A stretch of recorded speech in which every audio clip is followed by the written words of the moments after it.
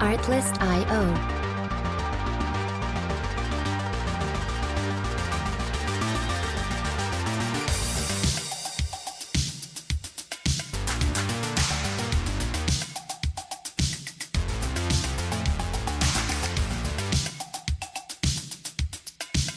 Music licensing reimagined.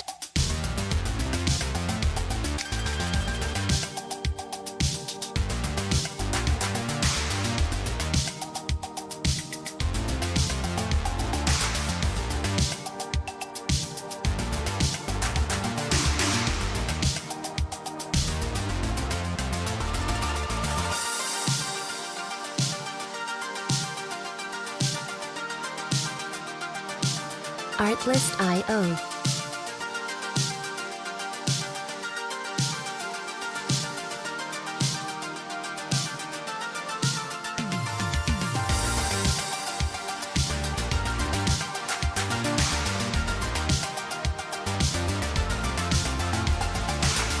Music licensing reimagined.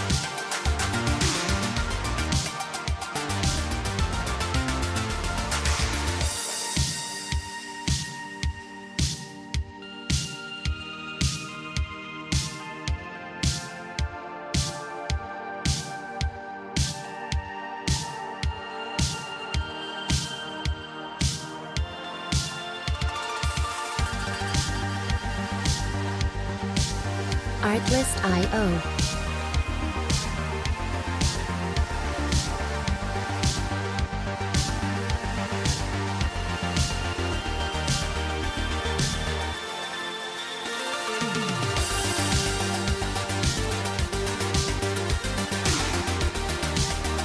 Music licensing reimagined.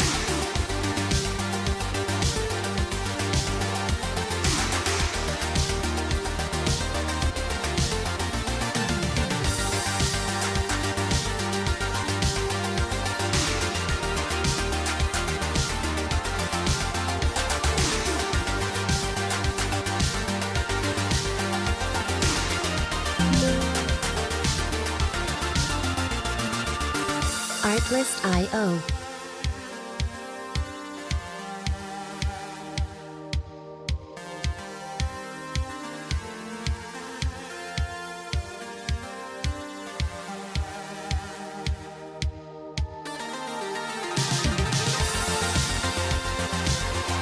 Music licensing reimagined.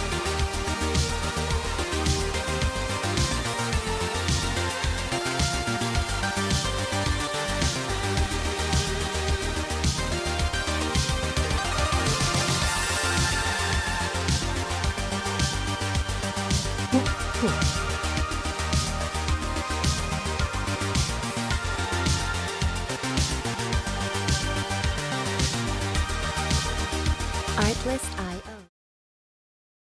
Good afternoon, everybody, and welcome to the first episode of Pr3ssbox. I'm your host with the most, Russ Morris, and today we're going to just talk about everything in the wide world of sports.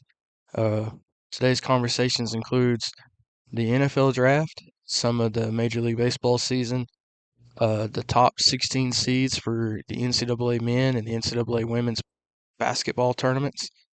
And we're also going to talk about the number one overall recruit in the country for women's basketball, Aaliyah Chavez, as now her date is set to make an announcement as to where she is going to go. So without further ado, let's get right down to it.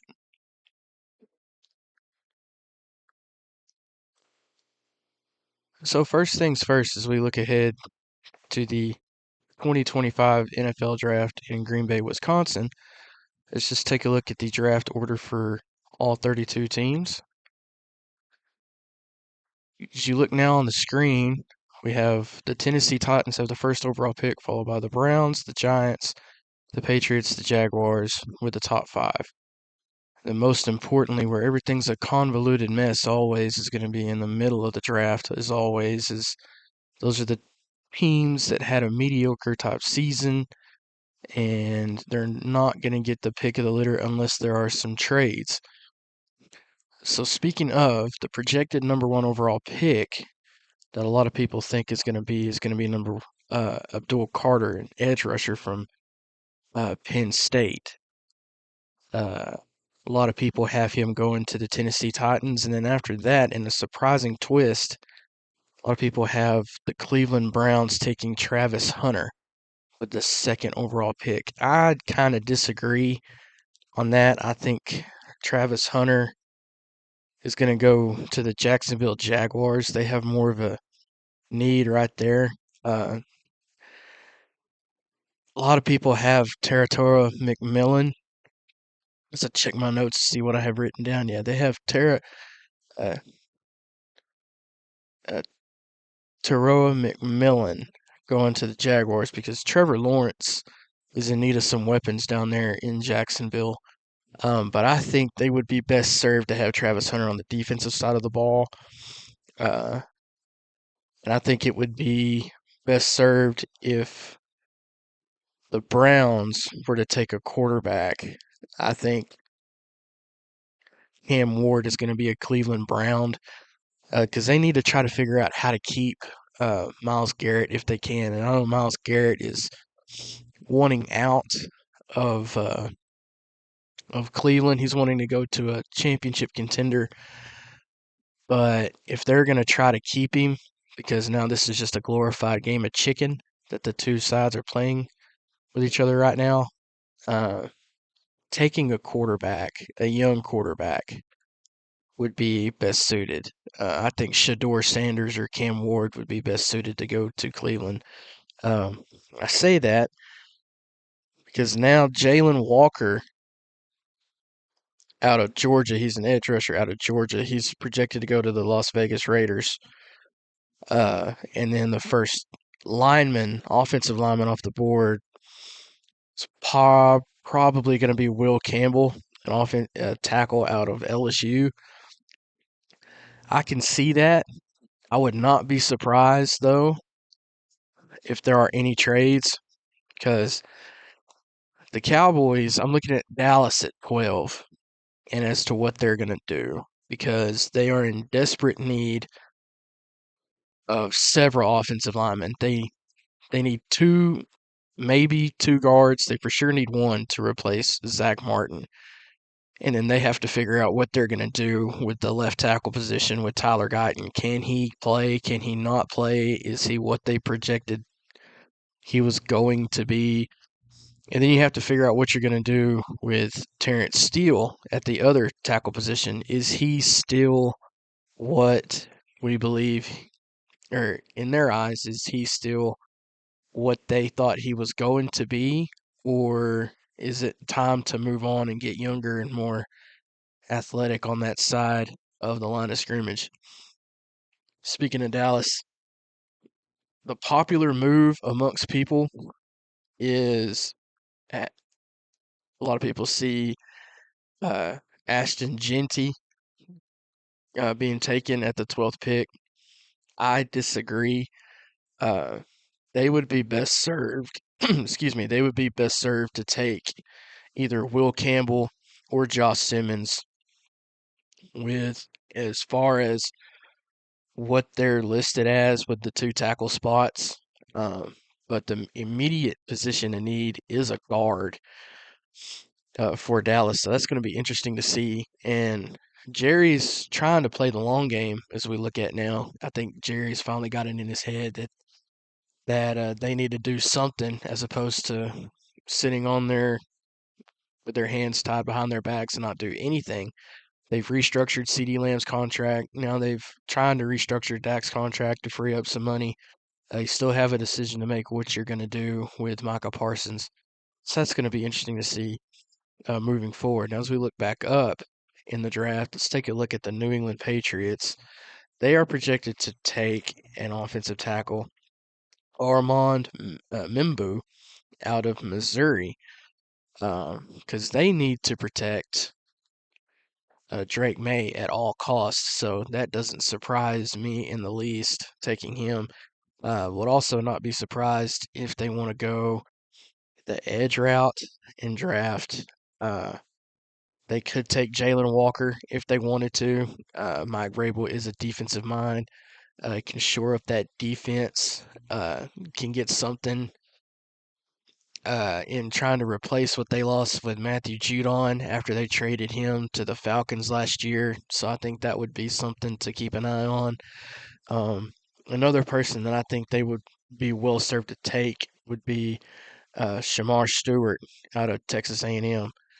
I was very, very impressed with what happened with him at his season this year. He was in a kind of a mid type season for A&M based on the projections that they've had with Mike Elko.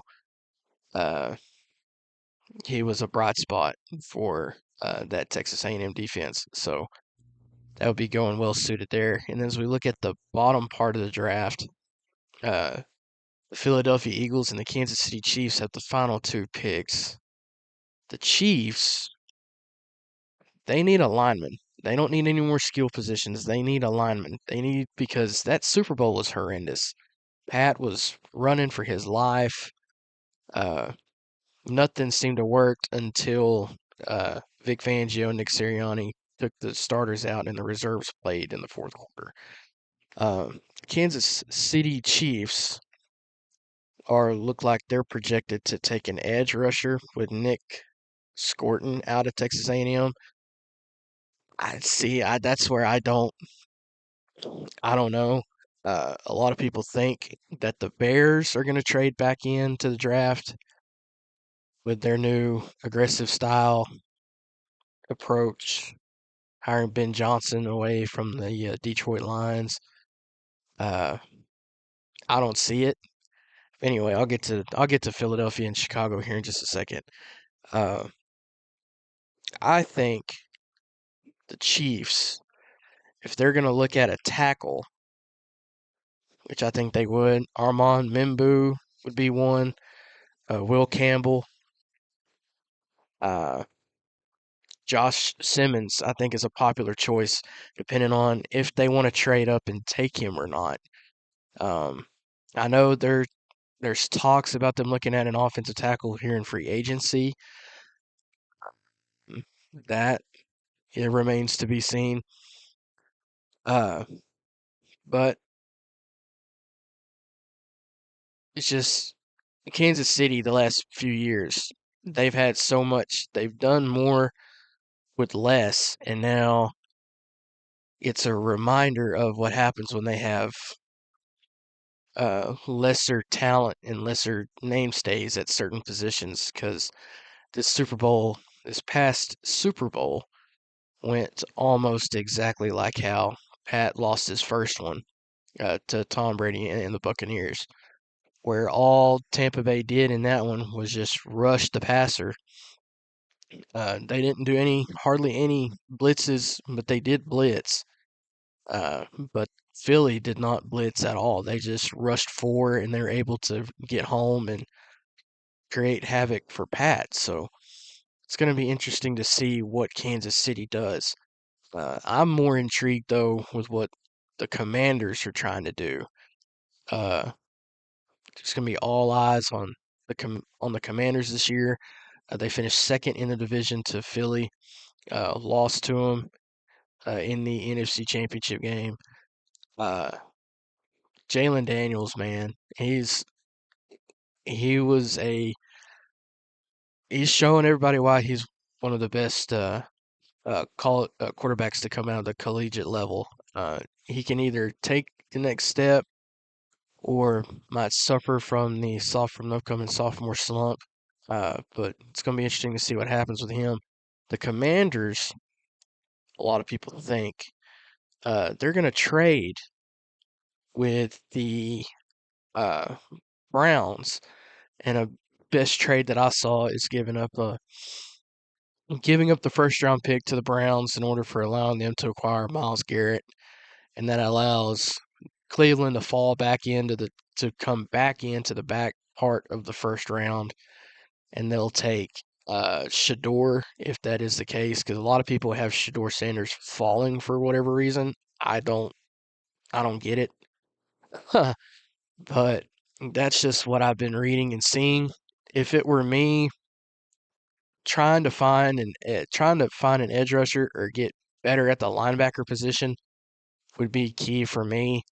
Trying to figure out how to get meatier in the middle as opposed to having bulky hybrids out on the edge.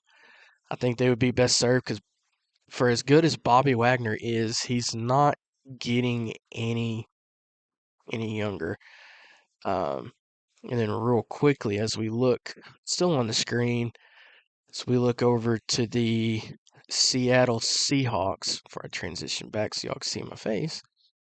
Seattle Seahawks just traded away uh, Geno Smith to the Las Vegas Raiders. Why is that big? Well, Pete Carroll is now the head coach of the Las Vegas Raiders. And before that trade was announced, a lot of people believe that the Seahawks, with the 18th overall pick, are going to take Matthew Golden from Texas. Somebody that can help take the top off. They have DK Metcalf, who does want to trade out of Seattle, by the way, in a move or an announcement that's not really all that shocking. Seattle's been kind of middling for so long now, so it's going to be interesting to see what happens with DK. He's going to be a highly sought after receiver if they do decide to move on from him going forward. But yeah, Seattle they need something on the offensive side of the ball. Now they need a quarterback. I would not be surprised if that's where Shador goes with the 18th pick. Do not be surprised if Quinn Ewers goes to Seattle as well. I think he could. A quarterback that, yeah, he kind of struggled in his one showcase that he had at the combine. Sleeper for me is Will Howard. I think he's got a lot of potential. I really do. I think Will Howard's going to be somebody to look out for in this draft. And I think going to Seattle and having that run game behind him, kind of like what he had at Ohio State, and he's got bigger receivers to work with, that would help him out a lot. I think it would help him in like a CJ Stroud type of way where the scheme just, it fits him, I think. So that's what I have on Seattle. I think Cam Ward, they have going, they've been pundits from the NFL Network and CBS Sports and all that. Cam Ward, I think, could have the next Jalen Daniels type of season. Um, but of course, it's got to be with the right fit. Uh, Before the Geno Smith trade, I would have thought that Las Vegas was going to take uh, Cam Ward, but now if they wanted to, they could take uh,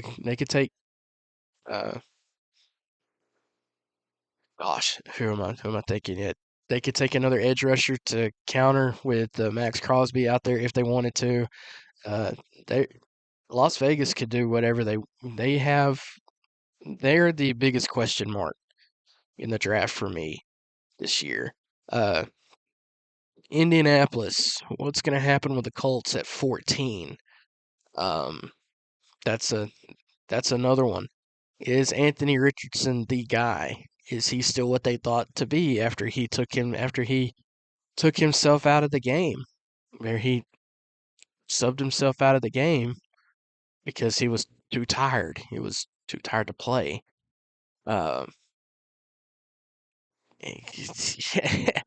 it's anybody's guess. I do know that they need to re-up. I think they do need to get better at the tackle position. They're good up the middle, but on the outside, they have a lot to be desired. Um, they do need a inside receiver. That's where I think McMillan could be somebody if they want to trade up to go get him. McMillan would be a decent one. Golden would be a good one to go get. Um, looking at my notes here just to see where everybody has. If they want to get a tight end, they could get Tyler Warren out of Penn State. He, I think, is the best tight end by far in this draft. When you talk about a tight end that's going to have immediate impact, Tyler Warren is the guy. Uh, he's head and shoulders above everybody. He's like what George Kittle was uh, coming out of college at Iowa. He's got everything that you want. He's a blocking. He can number one, he can block. He can catch in short, and it's kind of like and he can run different routes like Travis Kelce if you need to get involved in the passing game with him at all. He's not like what Gronk was as far as blocking wise, but he's really good. Uh, don't get it fooled. Uh, he can hang uh, with the best of them. I really like what I saw this year out of Tyler Warren. They have Warren going to Cincinnati. Depending on what happens with Cincinnati, they don't need to draft offense until about the fourth round of the draft. They need to figure out what they're going to do with the defensive side of the ball. Just based on what everything's going on over in free agency, they need to do something because they have to figure out how they cannot be behind in the months of September and October heading into the season's first. I'm just looking at my screen here. The Steelers, do they bring back Justin Fields? Do they bring back Russell Wilson? Do they get younger at the quarterback position? Uh, what happens with Pittsburgh? I think they could be best suited in the defensive side of the ball. That's what their identity is. That's always been the standard for Pittsburgh is defense and run game. If they want to go defense, I think edge rusher would be the way to go. They have the 21st overall pick, so that's not bad in terms of positioning where they're going to be. I think Will Johnson, the corner from Michigan, could be there. Maybe. I would take Kenneth if they're going to go the Michigan route and pick Michigan players. I think Kenneth Grant would be the one to take the defensive tackle out of Michigan, what he had this year. James Pierce, edge rusher from Tennessee, would be somebody I could take, somebody right there in the middle parts of the draft. And also, as I'm looking as well, Mike Green from Marshall, he's an edge rusher.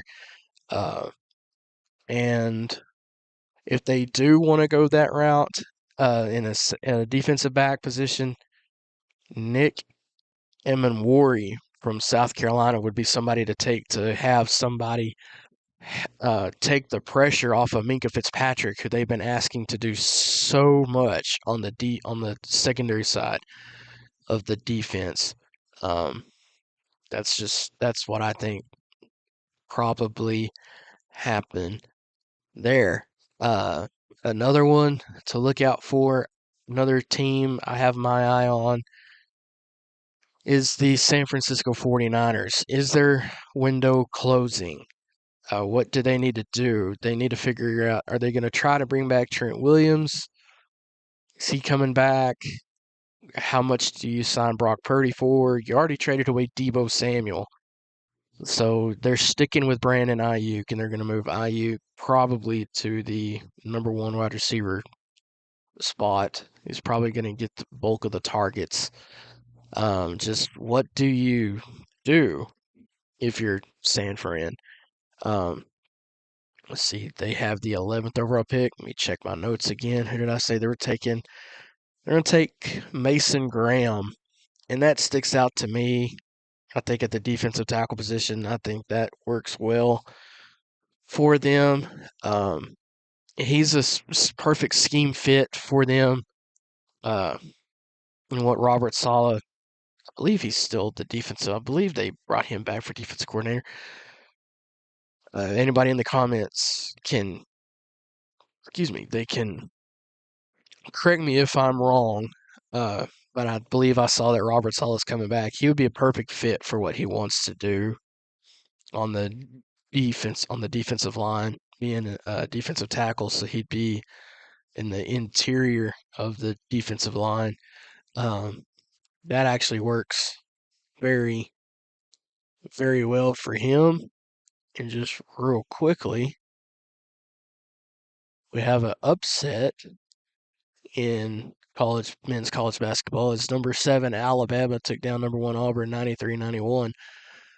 Curious how that will shake things up for the selection committee next week.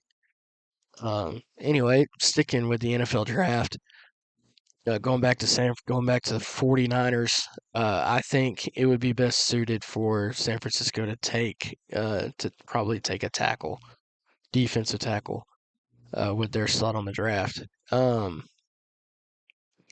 Last one to look at. There's a lot here. There's many different ways we go. Okay, let's stick with the Chargers because this is year 2 with Justin Herbert. And why do I bring that up? Jim Harbaugh had Alex Smith for about a year and a half, I think. Yes, he had him for about a year and a half. Yeah, the year before they went to the Super Bowl in 2011, Alex Smith started the majority of the season. And then as soon as 2012 hit, in the middle of the year, he made a change. Colin Kaepernick took over, and they made the Super Bowl like that with Colin Kaepernick. I think the same could be said with Justin Herbert. They're going to try to re-up the defense around him. They're going to let Joey Bosa go, test the waters in free agency. They're not going to bring him back. He'll be a highly touted free agent. I'm very intrigued to see where, Nick Bosa, where is it Nick Bosa? Anyway, the one of the Bosa brothers, that's at for the Chargers. They're letting him test the market in free agency. So that's going to be interesting to see how they do it. Khalil Mack is still there. He's still a sizable, not sizable, he's a feasible talent at the linebacker position, what they ask him to do. I think you could probably, for him though, I think it's time to move on from him. Just looking at it from a draft perspective, I think you go edge rusher. You see, the Chargers have the 22nd overall pick. Let me check my notes. Yeah, they said they were gonna. Yeah, I had a lot of people have it too, taking Kenneth Grant at Michigan. I don't think they go that route though. I think there's a good chance they could trade up. Uh, I would like to see them take James Pierce with the edge now that Bosa's out at LA. I think the edge rusher position is more of a priority because you got to have somebody, given the division, you got to have a defense that can get after Mahomes. Uh, that's gonna be the forefront because Denver's already set with what they want to do. I think they go the offensive route with the 20th pick. Um, so it'll be curious to see what they do there. Guys, let's put a pin in the draft for now, and let's go ahead and move over uh, to Major League Baseball. So Major League Baseball this year, there's a couple of teams of interest for me that I have my eyes on for different points of view. It's the A's and the Rays. They're going to be playing their games in minor league stadiums this year. And I bring that up for this, as you can see on the screen. Commissioner Rob Manfred, he wants to expand the Major League Baseball from 30 to 32 teams by the year 2029. Well, Oakland is sorry, they're going to be called the A's. They're not just going to be called the Oakland Athletics anymore. They're going to be called the A's, given where they're having to play their games out of. The city of Oakland kind of failed that franchise altogether. It's the reason why they're moving to Vegas in the next year or two, and they'll be playing baseball in Las Vegas. Um, it's going to be interesting to see what they do, but they're playing their games in minor league stadiums. And the Tampa Bay Rays are the same. They're having, because of the damage that was done by Hurricane Helene, the roof at Tropicana Field is destroyed. So they're having to play their games in minor league stadiums. And everybody that knows Tampa Bay, they are a team that plays in a dome. And they played the majority of their home games in a dome. So now they have to deal with Florida weather in south central Florida, where Tampa Bay's at. They have to deal with spotty showers, spotty rain, all and everything like that, which was specifically why that Tropicana Field, why they were playing their games in a dome to begin with. Um, it's going to be curious to see what happens with them. And then another team that could be in the mix to play their games at a minor league stadium either next year or the year after is the Chicago White Sox. They are on the south side of Chicago. Uh, they are in a bidding war with the city officials to try to see if they can get their renovations done on their stadium. And if that's the case, they could be on the move next, and Chicago could have one team, and that be the Cubs. Which that's not going to hurt them because the Cubs is the namesake for Chicago. But losing the White Sox would be a killer for Chicago just for that market in general. So it's going to be interesting to see what happens. Now going back to expansion, as I bring the graphic back up on the screen. Here are the list of names that were gathered around Major League Baseball circles for the cities for expansion. In no particular order, it's Austin, Portland, Montreal, Nashville, Salt Lake City, Charlotte, and San Antonio.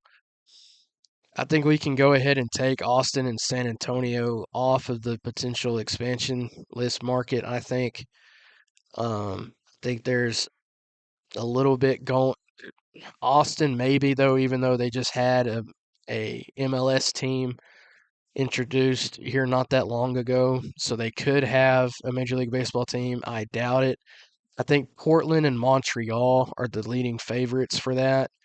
Montreal is a fan favorite. Ever since the Montreal Expos left and became the Washington Nationals, a lot of the Major League Baseball fans, myself included, have wanted baseball to go back to Montreal. Shoot, there was even a an idea floated around.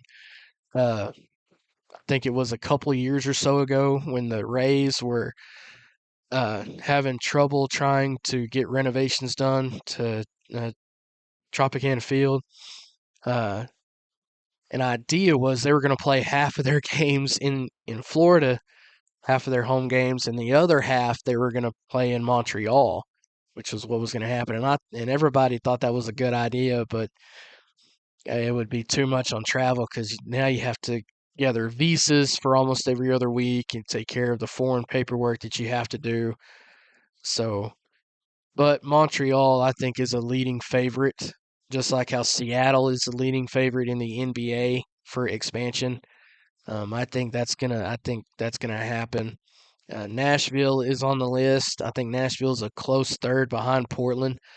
Um, for Portland and Nashville, they're in good spots for a baseball team. The only problem I have with Nashville is how they would have to compete with the market that the St. Louis Cardinals bring, just because they're right there in the same region and locale. Um, They might have to deal with the market for the Atlanta Braves, but we shall see. And I think Charlotte is off the list. Um, I think I think Charlotte is well suited for being a basketball and a football type town.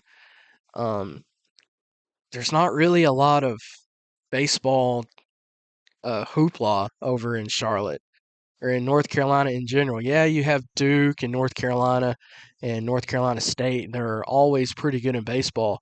But when you talk about the city of Charlotte, the main things that are brought up are obviously, other than NASCAR, it's uh, the Panthers and the Hornets. You don't really hear a lot of baseball talking about it in that area. And I think Salt Lake City, it's on the list for a tourist attraction point of view, but it's kind of like Denver a little bit. It's just certain things have to go a certain way in order for Salt Lake City uh, to get a Major League Baseball team. So sticking with the Major League Baseball, uh, starting on Monday when I'm back on again, we're gonna start picking. Starting today and going forward, all the way up until opening day, we're going to pick two teams in Major League Baseball, and we're going to talk about their projected outlook on the year and just talk about what they did during free agency, how their spring training is going, and just give my thoughts on the year for them. We're going to start we're going to start with the Texas Rangers. Texas Rangers, obviously, they're the 2023 World Series champs. They took a step back last year, I think, due to the World Series hangover. They picked up Jake Berger from Miami, and they picked up Jock Peterson in free agency. That's going to help them in the lineup a lot. They were in the running to get Cody Bellinger in free agency as well, but he wound up going to the New York Yankees. But I think they are still in need of a pitcher. They did lose Jose Leclerc uh, in free agency. Um, that's going to hurt them a little bit at the pitcher position because the biggest unknown that the Rangers have is Jack Leader, the highly touted prospect that was drafted out of Vanderbilt. And it's going to be interesting to see how, if he takes a step forward. He looks really good in spring training. He's got his confidence back, it looks like. So let's see what he does. And if the Rangers are able to take a step forward, it's going to be relied upon pitching for how this lineup is able to go, because a lot of people, myself included, have the Rangers in the World Series conversation again to get back there. Just given the way the American League is set up for that, I think that's what's going to happen. The Astros window is closing now. The Mariners are going to have a lot to say on how the American League West is won because of how young they are, and they're young in key positions. So if the Rangers can get some breaks going the right way, and their young talent can do what is expected of them to do from Bruce Bochy and company, I think the Rangers can get back to the World Series. I don't know if they can win it or contend with what the Dodgers have, but they're in a good shot. We go to the Red Sox now. The Red Sox, they signed Alex Bregman in free agency. Yeah, so now they have a question mark with what Rafael Devers is going to do at third base. Is they going to move Rafael Devers to the outfield, have him play left or right field? Are they going to move him to first base? What are they going to do? And then they also have questions all over the field. Like, what are they going to do with Willier Abreu out in center field? Are they going to trade him for one of their young prospects that's coming up through the rankings in the outfield? Are they going to keep him? what's going to happen with the pitching staff. That's what I'm most, as a Red Sox fan, that's what I'm most concerned about is what's going to happen on the pitching side of the ball. Because we can have all of the uh, bats in the world, but if you can't have any decent kind of pitching, then you're going to be SOL for the hunt for the division championship and all of that. So curious to see what happens there. I think take my fan bias out of it. I think the Red Sox are right there for a wild card spot. I think they get one of the final two in the American League. They have a deep enough roster that they can do that. They're just some younger. They're just I think some younger acquisitions and positions away from doing some damage in the American League. So those are your two MLB teams for the day: the Rangers and the Red Sox. And when we reconvene on Monday, we're going to talk two more, and we'll start off our road to opening day here on the press box.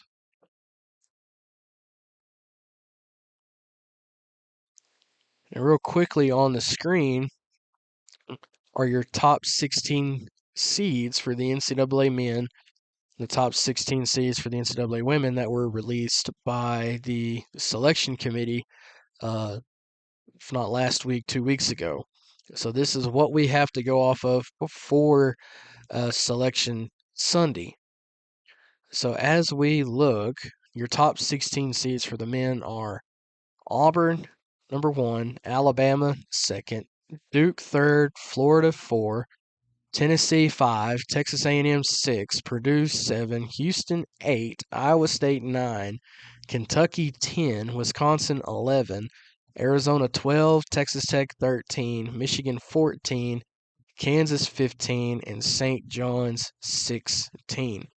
Now, these aren't how they're ranking the 16 overall seeds in the tournament. These are your groups, the first group of number 1 seeds, the group of number 2 seeds, group of number 3 seeds, and the group of number 4 seeds, thus making your top 16 seeds for the tournament.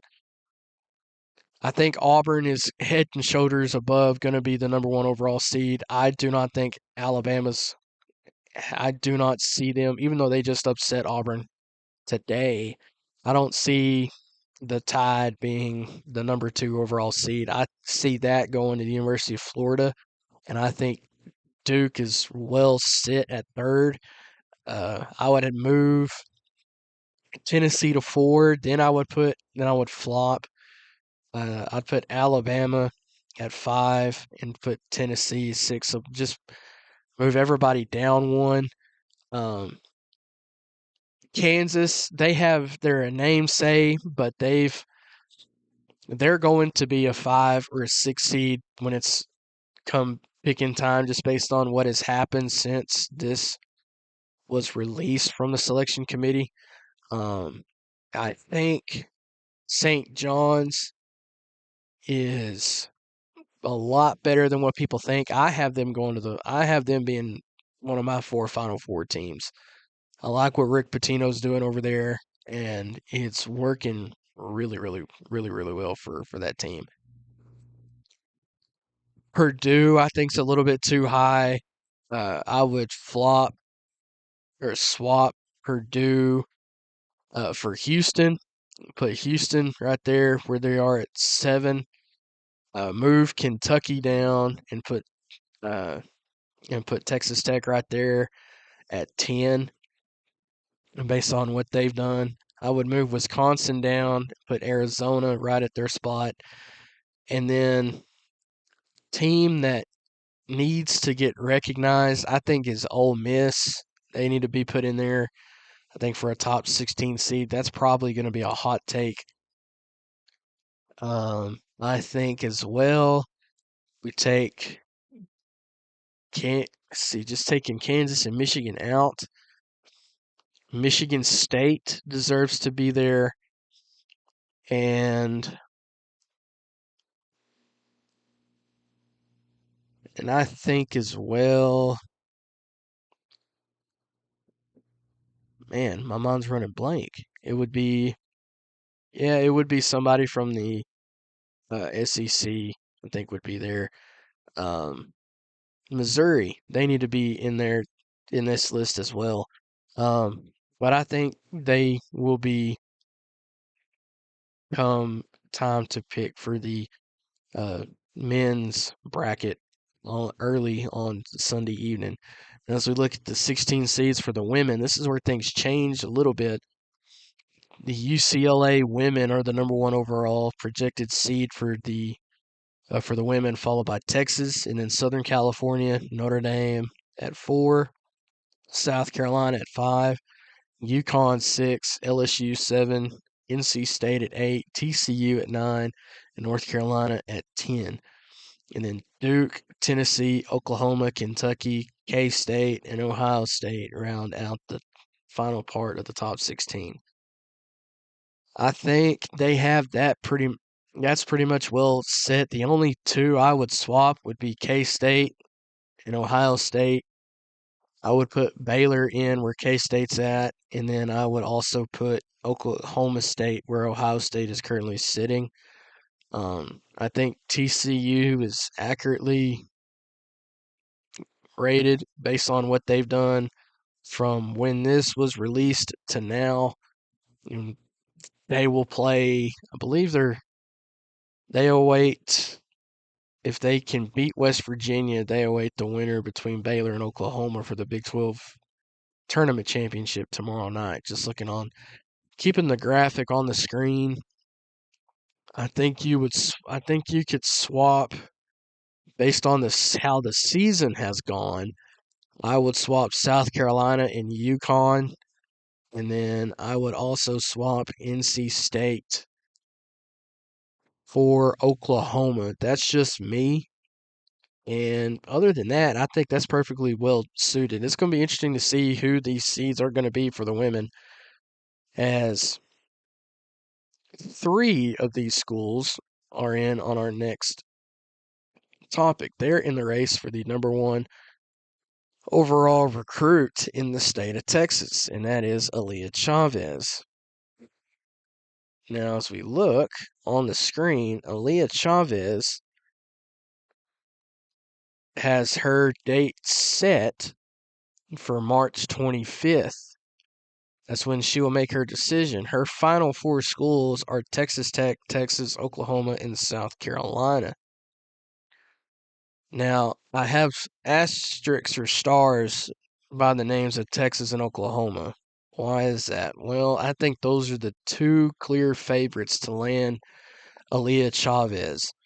I think Texas Tech is, even though they had a deep run with nothing on the line in there in here recently in the Big 12 Women's Tournament, they are a convoluted mess because there's a whole bunch of uncertainty around that program. South Carolina, I think, is on there listed as a courtesy because why wouldn't you, given what South Carolina currently is in women's college basketball? So I think it's between Texas and Oklahoma. The rosters both fit Aaliyah perfectly. I think Oklahoma allows her to play a little bit more. Texas, based on what they want, how that offense is ran, I think Aaliyah, she would have to sacrifice some of her game as opposed to doing what she would want to do.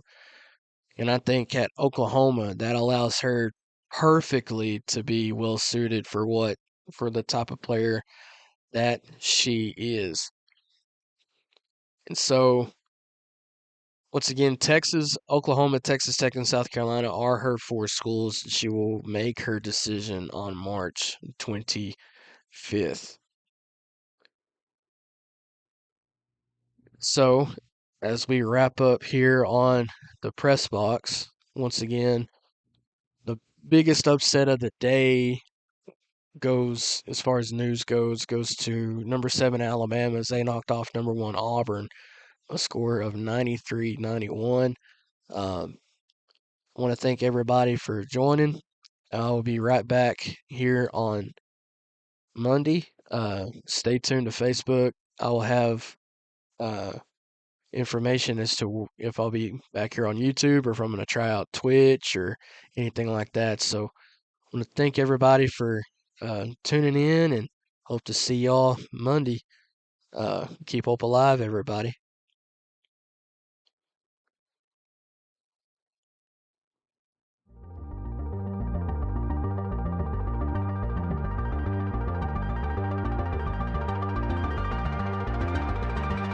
Artlist.io